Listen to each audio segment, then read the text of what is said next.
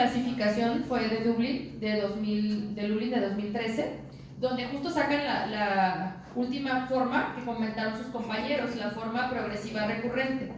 Porque era como decir, hoy el paciente está en forma remitente recurrente, mañana está en progresiva recurrente y luego al día siguiente ya está en secundaria progresiva.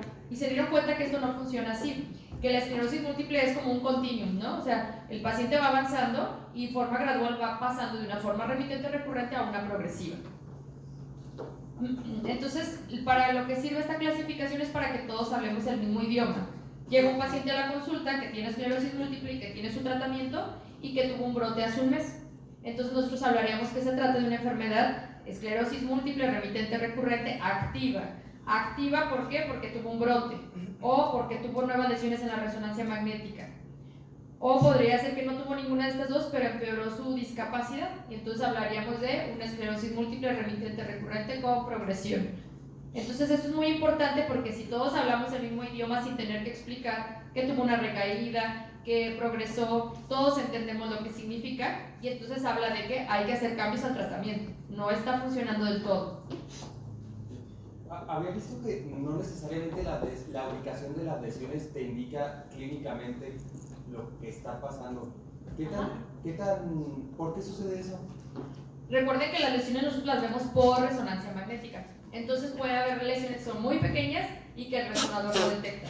Se habla que para que tengamos una recaída clínica deberían de haber habido al menos 10 nuevas lesiones, pero histopatológicamente. Sí. Probablemente no las vamos a ver en la resonancia magnética. Es por eso que no es necesario hacerle resonancia al paciente cada vez que tiene un brote, porque no tiene sentido. O sea, es poco probable que tú vas a ver la lesión que le está ocasionando el síntoma. El diagnóstico de las recaídas es clínico, ¿ok? Y la resonancia sí nos sirve para el diagnóstico y para el seguimiento, porque también pueden ocurrir lesiones que al paciente no le ocasionen síntomas. Entonces, si tú tienes tu tratamiento, tú estás pensando que funciona bien porque no ha tenido brotes, pero ves la resonancia y hay 5 nuevas lesiones activas. Pues no está funcionando del todo. Va a llegar el punto en que una de esas lesiones caiga en un área específica y le ocasione un brote. Y entonces el tratamiento.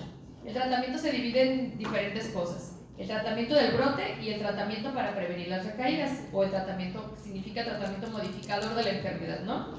El brote se trata con esteroides. Bolos de metilprednisolona es la primera elección de tratamiento y si esto no funcionara, si el paciente tiene una recaída muy severa, pues podemos utilizar también plasmaféresis. Tratamiento de la enfermedad para modificar su evolución son tratamientos que actúan sobre el sistema inmunológico. Ya hablamos que es una enfermedad autoinmune, entonces lo que tenemos que hacer es frenar el sistema autoinmune. Otros tratamientos, siempre hay que ver, el paciente tiene además espasticidad, tiene urgencia urinaria, tiene fatiga, tiene depresión, también tratar en conjunto todos esos síntomas. Requieren de hecho de un tratamiento multidisciplinario donde tiene que intervenir el urólogo, el psicólogo, el psiquiatra, el rehabilitador. Entonces el brote, ya les quedó bien claro cómo identificarlo. Un déficit que dura más de 24 horas continuas. 50% pueden dejar secuela, entonces es muy importante y no todos los brotes requieren de bolos. Por ejemplo, una embarazada que tiene 8 semanas de embarazo, llega con una neuritis óptica y ella tiene diagnóstico de esclerosis múltiple. Y esa neuritis óptica es muy leve y ya va mejorando, pues no le pongamos bolos porque además vamos a afectar al bebé, ¿ok? Un déficit sensitivo, solo tengo hormigueo, es muy sutil, no necesariamente tenemos que ponerle bolos. O sea, los déficits realmente van a remitir en un mes con o sin esteroides en la mayoría de los casos. Lo que hacemos es acelerar la rapidez con la que se va a recuperar el paciente. Y entonces el tratamiento debemos hacer mucho hincapié y es muy importante que ustedes que apenas se están formando lo conozcan porque seguramente aquí saldrán internistas, cardiólogos, urgenciólogos, traumatólogos, oftalmólogos, lo que sea de especialidades. Pero es muy importante porque esta enfermedad, como es tan variada en sus síntomas, les llega al traumatólogo por debilidad en la pierna, por entumecimiento, le llega a neurocirugía, le llega al oftalmólogo por pérdidas de la visión o por vértigo al otorrino. Entonces llega a todas las especialidades menos al neurólogo. Y entonces se tarda uno en hacer el diagnóstico. Entonces es muy importante porque si se fijan en este gráfico, tiempo de cerebro, así como en la enfermedad cerebrovascular. Si nosotros nos tardamos, fíjense bien esta gráfica para discapacidad, hasta que el paciente llegue a silla de ruedas. Es el curso natural de la enfermedad más o menos a 15, 20 años, si el paciente no recibiera ningún tratamiento. Si le damos un tratamiento pero lo hacemos de forma tardía, fíjense, sí impactamos, disminuimos esa discapacidad, pero si lo damos tempranamente, lo podemos mantener al paciente activo siempre, sin discapacidad, sobre todo con las terapias que tenemos en la actualidad. Entonces es muy importante pensarlo, tenerlo en mente en un paciente joven con un déficit neurológico, sospechar de esclerosis múltiple.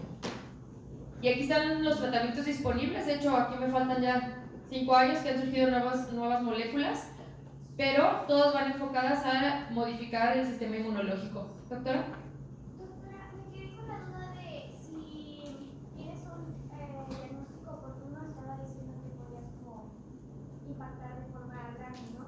Pero entonces, ¿quiere decir que la enfermedad no siempre va a ser progresiva y tú la puedes detener? Sí, la respuesta es sí. Y eso es lo impactante y lo emocionante de esta enfermedad que me apasiona, porque tú puedes modificar el pronóstico del paciente completamente, pero no lo puedes hacer en todos los casos. Siempre y cuando te llegue tempranamente, en los primeros brotes, que no haya ya discapacidad, porque el problema con la discapacidad es que los tratamientos no la revierten.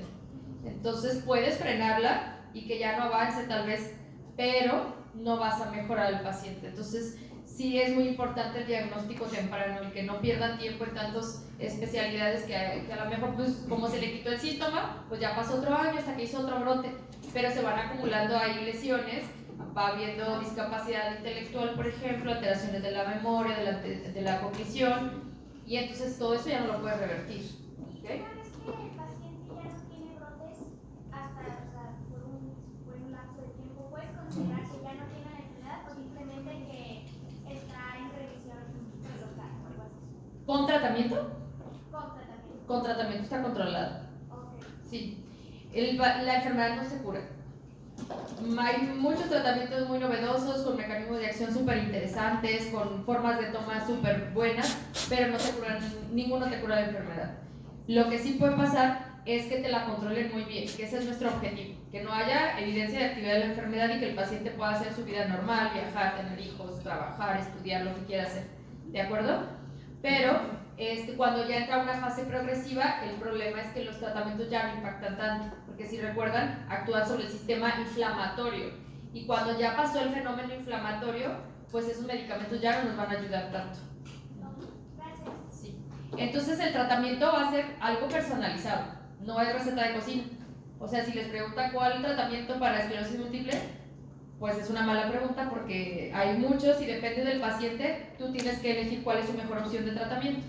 Claro, los más frecuentes, y por ejemplo el primer tratamiento que existió para esclerosis múltiple surgió en el 93, o sea, si se fijan no ha pasado tantos años desde entonces, y fue el interferón. Después de ahí se vino el acetato de glapiramer, y ya después, si se fijan, pasaron varios años hasta que empezaron a surgir anticuerpos monoclonales como natalizumab, otros mecanismos de acción como fingolimod, dimetilfumarato, los anti-CD20, etc. Entonces, hay múltiples tratamientos y la selección dependerá en particular de los factores pronósticos número 1. Por ejemplo, les decía, no es lo mismo el hombre que llega con un síndrome cerebeloso y muchas lesiones a la mujer con una neuritis óptica y 3 lesiones y que se le quitó solo. ¿Ok? Entonces, cuando evaluamos un paciente por primera vez, debemos de evaluar esto. Factores de mal pronóstico. Hombre que inicia con un síndrome cerebeloso o medular, que fuma, que tiene obesidad. Latinos, solo por ser latinos, tenemos un peor pronóstico en esta enfermedad.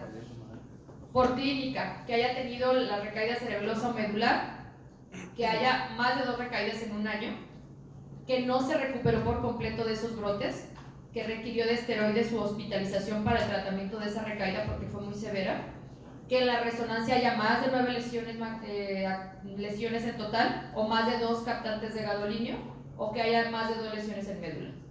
Entonces, cuando vemos a un paciente por primera vez, tenemos que evaluar todo esto. Ya que evaluamos eso, vimos los factores pronósticos y entonces decidimos qué terapias vamos a usar. Por ejemplo, aquí estos son los factores de mal pronóstico que les comenté. Ahora vamos a decidir terapia de alta eficacia o terapia de baja eficacia. ¿Ok? Realmente la tendencia a nivel mundial actual es que todos sean alta eficacia. por todo lo que ya les comenté, el fenómeno inflamatorio que cubre al inicio y que va a impactar a largo plazo. Entonces, después de que ya decidimos una alta eficacia, ahora es mujer, se quiere embarazar, viaja mucho, tiene pánico a las inyecciones. Todo eso tenemos que ver para decidir si va a ser un inyectable, si va a ser un inyectable subcutáneo, si va a ser intravenoso cada 6 meses, si va a ser mensual, si va a ser tabletas. O sea, todo eso depende para que decidamos la terapia para nuestro paciente. Entonces, infinidad de algoritmos de tratamiento van a encontrar. Pero este me gusta mucho porque ya habla de un tratamiento personalizado, individualizado, que no es receta de cocina. Entonces, ir eligiendo la mejor opción para el paciente según sus factores pronósticos y también sus intereses. Y fíjense cómo esto ha cambiado de forma importante. Este esquema me gusta porque es una pirámide donde nos dice antes cómo evaluábamos a los pacientes y entonces solo evaluábamos las recaídas. Y casi todos los pacientes estaban con tratamientos de baja eficacia y eran muy poquitos los que llegaban a un tratamiento de alta eficacia. Conforme ha avanzado el conocimiento y ahora vemos que no solo se trata de controlar las recaídas y las lesiones en la resonancia magnética, ahora se trata de controlarles, de cuidarles la cognición, la marcha, etc. Entonces, ahora prácticamente todos los pacientes deben de iniciar con una terapia de alta eficacia si nosotros somos más estrictos en el control de la enfermedad. Están muy pendientes cuando el paciente falla el tratamiento para poder realizar un cambio. Y aquí nada más les quiero ejemplificar cómo actúan los medicamentos. Es bien interesante cada mecanismo de acción porque impacta sobre un objetivo específico. Por ejemplo, a ver aquí, fingolimod. Lo que hace es muy interesante, es un análogo de la esfingosina 1-fosfato. ¿Qué hace esto?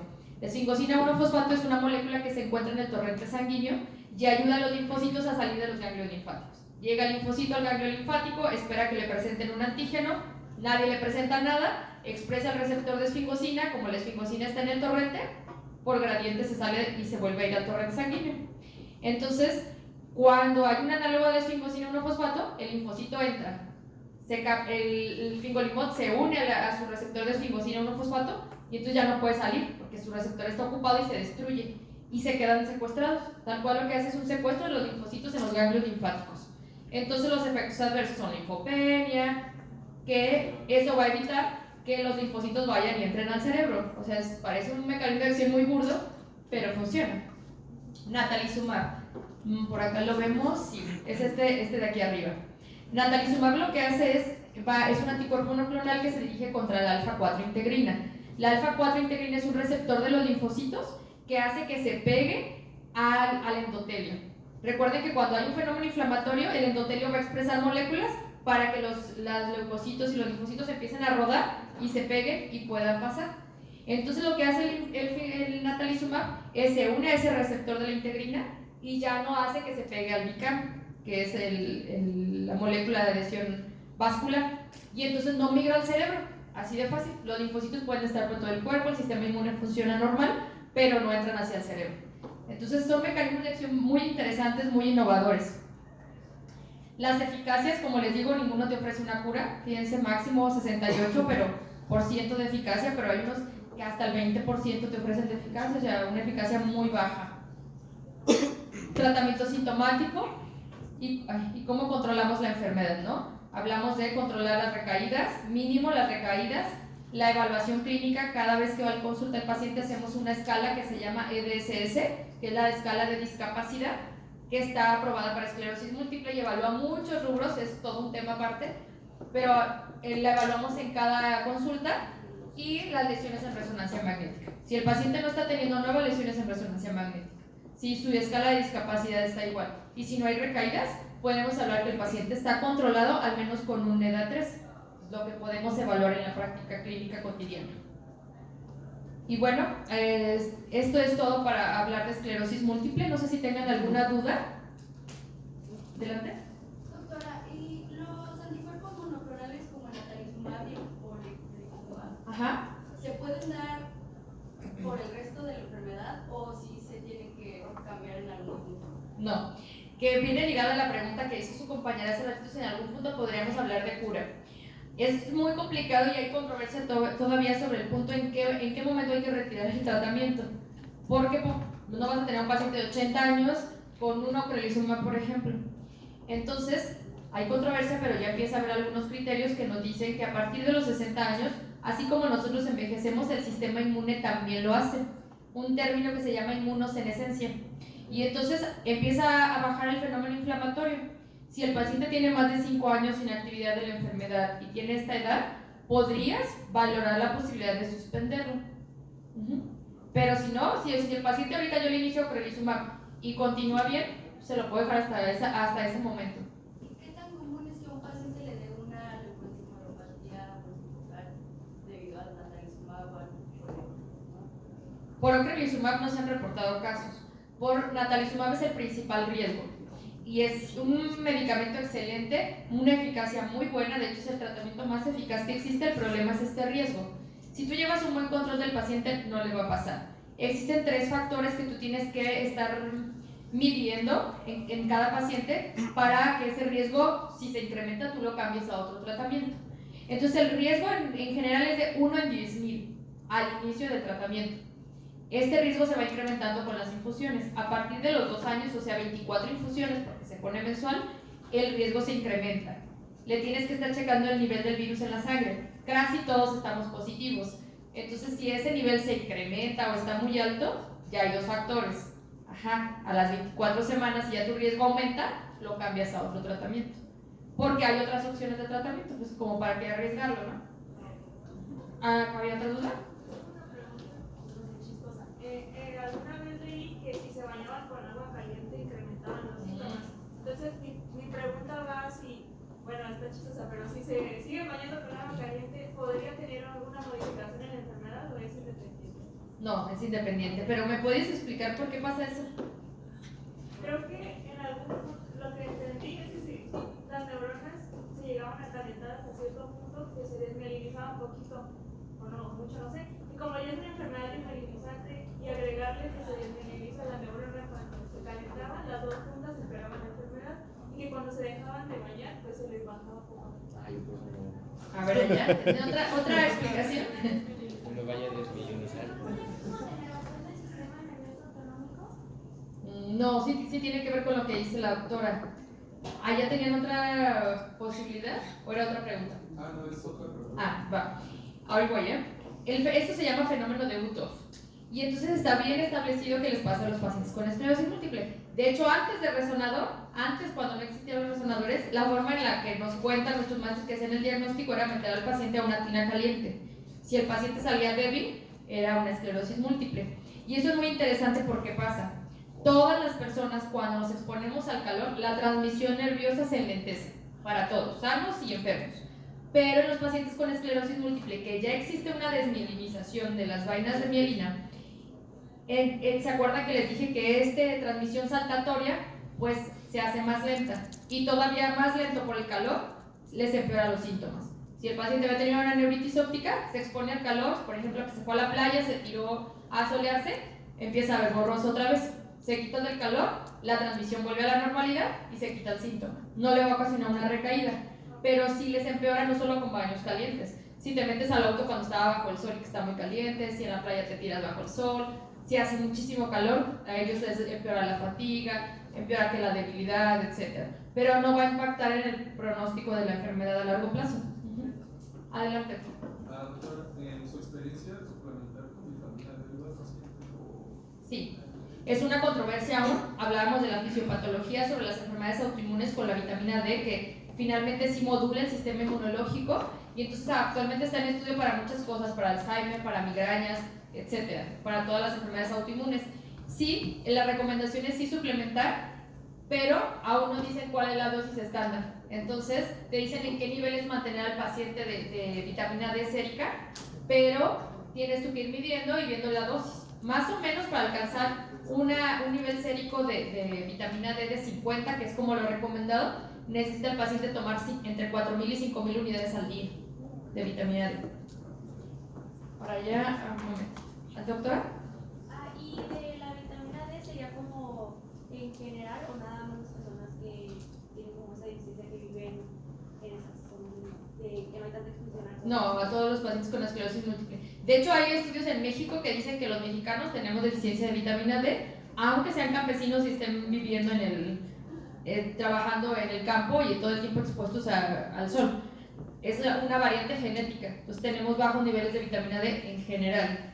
Entonces, a todos los pacientes con esclerosis múltiple, mientras que no estén sus niveles bajos, pues no se suplementan, pero mientras que estén bajos, a todos. Adelante. ¿Cómo nos dijo que se llamaba el fenómeno del calor? Kutov. Kutov. ¿Alguna otra pregunta? ¿Alguien más? Bueno, no sé si damos un break o seguimos. Como quieran, como tú quieras, Nelly. ¿Seguimos? Bueno, muy bien, entonces seguimos.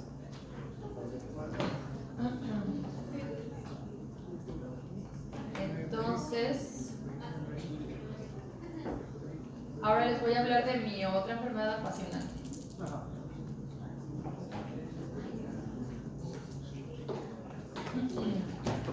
Esta es mi otra enfermedad favorita, la neuromielitis óptica. ¿Alguien sabe de qué se trata esta enfermedad? ¿Allá, doctor? Es una respuesta, pero en este caso en vez de TH1, o sea, es más que TH1 que nos desencadena CD8, es más CD4. Es contra, en este sí se conoce el antígeno, que es aquaporina 4. Y a diferencia de, por ejemplo, la esclerosis múltiple, que puede presentarse con unilateral, esto usualmente es bilateral, y pues los pacientes no, o sea, ya es muy degenerativo, o sea, ¿cómo decirlo? Pues se presenta el primer episodio y pues ya de ahí para abajo, no hay como, no hay mucha mejoría. Ok, Creo que es todo. más o menos, pero sí tienes la idea. Bien, vamos a empezar a hablar de la neuromielitis óptica. Como su compañero nos comentó, es una enfermedad también autoinmune, ¿ok? Si vemos un poco la historia, fíjense de los primeros reportes, el primer reporte en el siglo XIX, donde dijeron hay una afectación visual y de la médula espinal. Después, en 1880, hubo una descripción completa del cuadro clínico, pero hasta el 1894, Eugene de Vic usó el término de neuromielitis óptica, por eso antes la conocíamos como enfermedad de Vic, ¿ok? Pero fíjense cuánto tiempo pasó, o sea, de 1894 hasta el 2004, donde Leonard y Winterthur descubren que existe un anticuerpo específico para esta enfermedad. Y en 2005 descubren que se dirige ese anticuerpo contra la aquaporina 4. Y en este momento surge algo bien interesante, porque la esclerosis múltiple y la neuromielitis óptica eran la misma enfermedad. Estaban categorizadas como una misma entidad, pero decían que era la variante óptico-espinal, ¿no? Que afectaba solo el nervio óptico y la médula espinal. Y entonces, por eso hablábamos hace ratito que la primaria progresiva, pues quién sabe, tal vez en algún momento pase lo mismo que ocurrió aquí, hasta que no se encuentre un biomarcador que nos diga que es una entidad distinta. Y en ese momento se separa la neuromielitis óptica de la esclerosis múltiple, y entonces es una enfermedad que siempre ha sido descrita como desmielinizante, inflamatoria, que también afecta el sistema nervioso central, pero que tiene un predominio por los nervios ópticos y la médula espinal. Pero en realidad no es una desmielinización, lo que ocurre es una astrocitopatía. Lo que afecta son los astrocitos, y ahorita vamos a ver por qué motivo.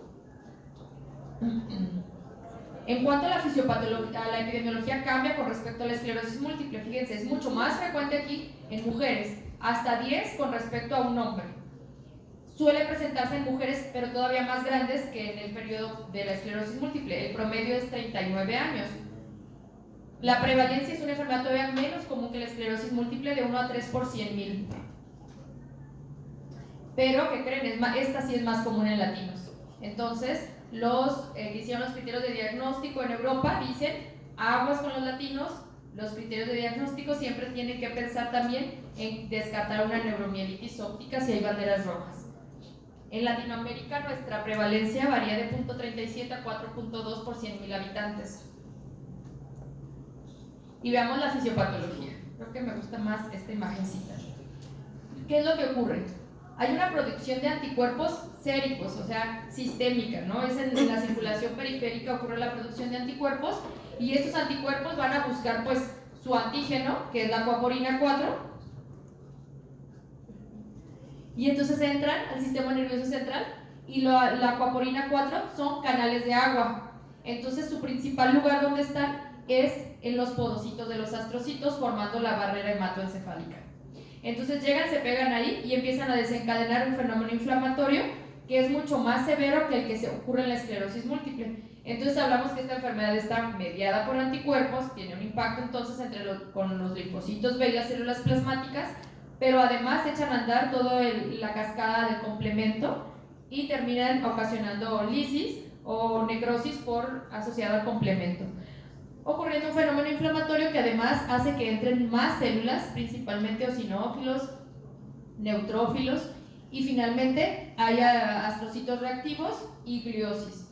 Entonces, ¿qué es lo que pasa? Si lo que daña es el astrocito, ¿cómo explicamos que finalmente se daña la mielina y la neurona? ¿Cuál es la función del astrocito? ¿Alguien recuerda? Sostén, nutrición, metabolismo. Nutrición, que es bien interesante y me gusta escucharlos porque ustedes son una nueva generación. Cuando yo era estudiante, que no hace tantísimo tiempo, pero nos decían que los astrocitos solo daban soporte. No sé si te tocó. Solo daban soporte, eran células de soporte. Actualmente sabemos que tienen muchísimas funciones más importantes allá del soporte. O sea, no soporte físico, pues es soporte nutricional, energía, etc. Entonces, si se muere el astrocito por las alteraciones del complemento, la neurona y la mielina ya no va a recibir su soporte nutricional y por ese motivo de forma secundaria muere. Entonces, por eso como tal, si somos estrictos, no es una enfermedad desmielinizante, no va directo contra la mielina, sino es un daño secundario. Pero eso tiene que ver con el pronóstico. La aquaporina como tal es una molécula, una proteína que está en la membrana y que lo que hace es permitir o no el paso de agua a través de la membrana celular. Existen 14 tipos de aquaporina, tanto en humanos como en ratones. Esta sería como su estructura. Se agrupan en tetrámeros, en 4 moléculas para permitir su acceso de agua. Y las hay en diferentes lugares, pero fíjense aquí. Hay alto predominio en el nervio óptico o en el ojo. Hay alta presencia de este anticuerpo en la barrera hematoencefálica y en todas las áreas que tienen que ver con el epéndimo, o sea, todas las áreas periventriculares. Entonces, más adelante vamos a ver por qué motivo ocasiona los síntomas que ocasiona, que tiene que ver con esta fisiopatología. También podemos encontrar, por ejemplo, a nivel coclear, podemos encontrar a nivel olfatorio, a nivel de los osteoclastos, diferentes tipos de aquaporina que se expresan.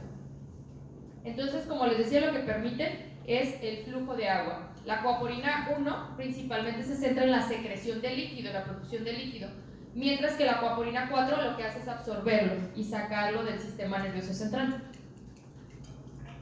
Entonces, hay varias formas de hacer el diagnóstico. Una, con los anticuerpos, y dependerá la técnica con la que hagamos el estudio, será la sensibilidad y especificidad que tengamos para hacer el diagnóstico. Con esto lo que voy es que hay muchas técnicas y entonces a veces que tengamos una muestra negativa no significa que el paciente no tiene la enfermedad. Tal vez no utilizamos la mejor técnica o tal vez el paciente ya estaba con tratamiento y por eso salió negativo el resultado.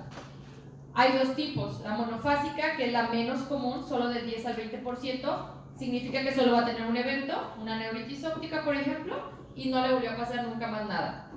O la más común, que es hasta el 90% de los casos, es la recurrente, significa que tiene brotes. Entonces, si estamos hablando de que la neuromielitis óptica, como su nombre lo dice, afecta la médula y el nervio óptico, pues ahí está la importancia de la resonancia magnética para no confundirla con esclerosis múltiple, porque la esclerosis múltiple también nos puede ocasionar neuritis y mielitis, que las características clínicas sí son diferentes, o sea, no es igual la neuritis de la esclerosis múltiple que la de la neuromielitis óptica, pero aún así es necesario que hagamos el estudio de imagen. Estos eran los diagnósticos viejitos de Wingerchuk que fueron hechos en 2006. Si se fijan, es bien interesante ver porque a mí cuando era estudiante me tocaban estos criterios y entonces decía que teníamos que tener al menos uno de estos, neuritis óptica o mielitis, y los criterios de apoyo era resonancia magnética que fuera negativa, eso decían al inicio, que no tuviera nada, que fuera normal, que tuviera una médula espinal con alteraciones en 3 segmentos vertebrales y anticuerpos. Entonces imagínense Está bien cañón porque tenías que esperar un segundo evento, el paciente ya tenía que tener mucha discapacidad para lograr esos criterios de diagnóstico, pero pues era lo que había, ¿no? Actualmente existen estos criterios que fueron hechos en 2015. Estos criterios nos permiten hacer un diagnóstico mucho más temprano e inclusive sin los anticuerpos, en caso de que no los tengamos disponibles o que sean negativos. ¿Cómo hacemos el diagnóstico?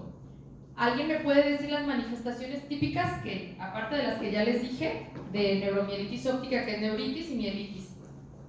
¿Cuáles más? Hay 6 síndromes core que debemos grabarnos y que pueden presentar estos pacientes con neuromielitis óptica. ¿Alguien se le ocurre alguna, doctora? Sería síndrome de área postrema. Sí, muy bien. ¿Cómo se manifiesta? Vómito, náuseas. ¿Qué más? No recuerdo. Hipo, sin bulto, incontrolable. Es bien interesante porque uno qué importancia le va a dar uno a un hipo que dura 3 días, pues, pero eso puede ser un síndrome neurológico muy importante cuando ocurre específicamente en el área postrema. ¿Alguien más se le ocurre otro síndrome? Aquí los tienen, miren. Ok, el área postrema ya nos dijo la doctora, síndromes del tallo cerebral, nos puede dar, por ejemplo, alteraciones de nervios craneales, cualquier síndrome de tallo cerebral que se les ocurra puede ocasionarlo esta enfermedad. Este síndrome es narcolepsia sintomática por afectación encefálica, miren, muy interesante. La forma de obtener ese dato es preguntar al paciente si se queda dormido y que no lo puedan despertar, que se queda haciendo actividades, se queda dormido, qué días no lo podían despertar, por ejemplo. Entonces, eso podría hablarnos de narcolepsia. O un síndrome cerebral sintomático que puede cursar con lo que quieran, hemiparesia, encefalopatía, etc. Entonces, esos son los síndromes, los 6 síndromes característicos de neuromielitis óptica. Para el diagnóstico, si nosotros tenemos los anticuerpos positivos, solo necesitamos uno. Cualquiera de esos 6, uno. ¿Ok? Por ejemplo, un síndrome de área postrema, le haces anticuerpos, están positivos, ya tienes el diagnóstico. No tienes que esperar más. Pero si no tenemos anticuerpos disponibles o los anticuerpos salieron negativos, nos tenemos que ir al segundo cuadrado, donde requerimos de 2 síndromes típicos de esos 6. Pero al menos uno debe de ser de los 3 más importantes. Los 3 más importantes son los que ya mencionamos: neuritis, mielitis y síndrome de área postrema. Cualquiera de esos 3 más cualquiera de los demás ya nos hace el diagnóstico, aunque no tengamos anticuerpos disponibles. Si no tiene uno de los más importantes. Por ejemplo, digamos que tienes un tallo y un hemisférico y no tienes anticuerpos, no puedes hacer el diagnóstico. Ajá, tienes que por fuerza, si no hay anticuerpos, a fuerza tiene que ser uno de los 3 centrales. ¿Ok?